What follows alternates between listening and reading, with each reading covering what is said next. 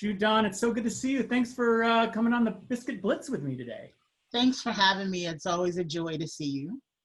The pleasure is all mine. Before I start the 5-minute Biscuit Blitz clock, just tell our viewers who you are, how long you've lived in Charlotte, and what you do. I'm JuDon Marshall. I've been in Charlotte now for 3 years. It is my second tour in Charlotte, and I was here about 25 years ago. I worked at the Observer back then. Today, I'm Chief Content Officer and Executive Vice President of WFAE. I oversee news and programming for the station. Awesome. I actually didn't know you did a previous stint at the Observer. Yeah, it's the reason I'm back. I love the Observer. I've loved Charlotte. So it inspired me to come back one day. Well, let's start the clock and we'll just kind of dive in. Obviously, we're living in a pretty surreal world right now. Before we started recording, we were just talking about how time is very blurry these days. Yes. But in the work you do over at WFAE, it's all about delivering unbiased, real news, and it's way more than that too. But just let's start by talking to me a little bit about how the pandemic and some of the other things going on in our world right now have they impacted your role specifically? How has your role changed at FAE right now? Well, there are two things. I think, in the normal course, in some ways, it's just intensified the role.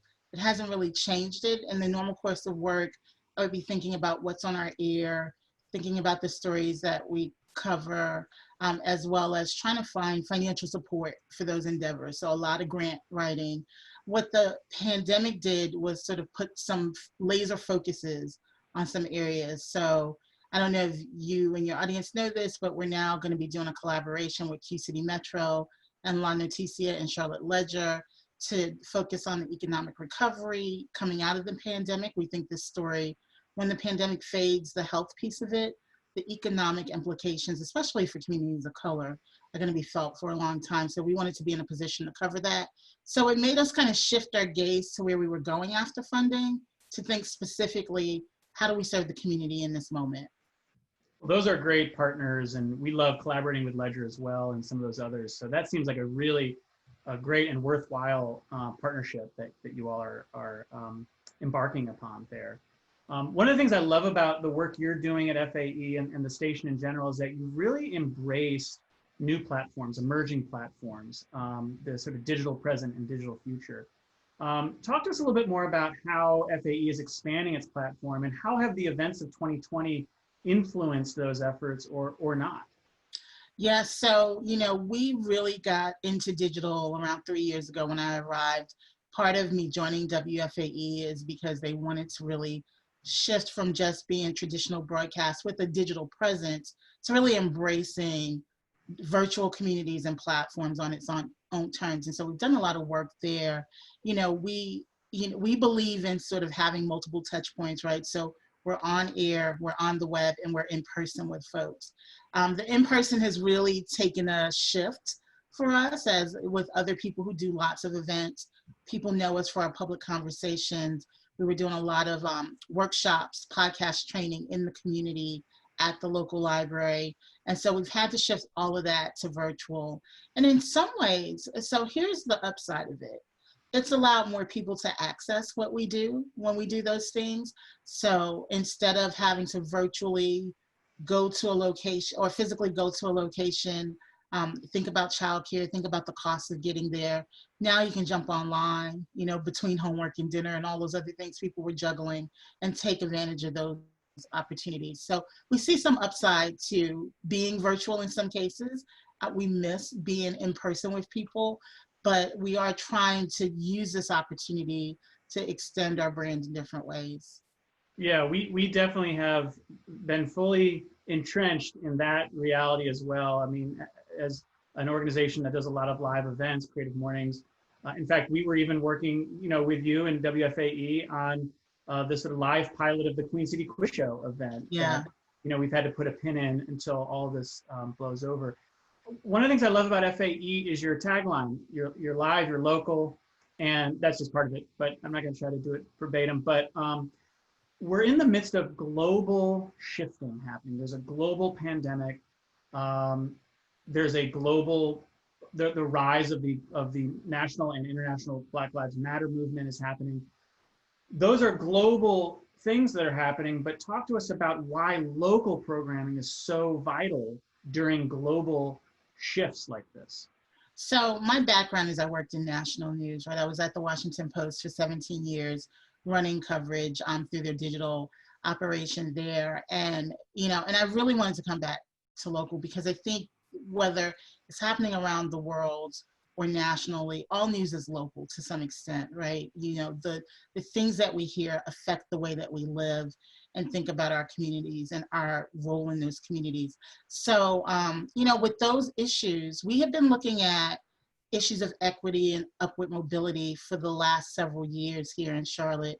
You know, we've done the year-long look at affordable housing as a way to get at some of these really entrenched issues in our community. And so when we look at Black Lives Matter, I mean, we went specifically 3 years ago and said we wanted to do deep community listening. We wanted to bring people from the community into our newsrooms.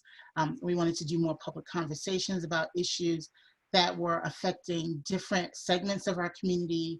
And we wanted to partner with organizations that were reaching those communities so that we had a better perspective, so that we could see into areas where our reporters had less experience.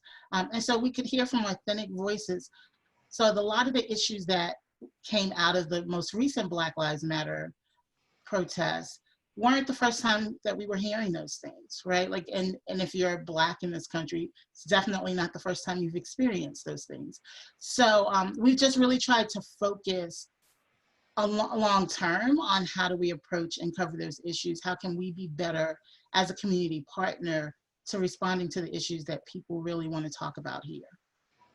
Well, JuDon, I know we're out of time, but I have to end with a final question, and that is, you told me before we started the interview that you haven't been able to get away for a vacation yet. Do you have any hope for a vacation in your future in spite of the intensified role of both you and the organization that you work for? I am, you know, I grew up in Charleston. I consider myself Gullah and part of the Gullah family of people who inhabit the Low Country.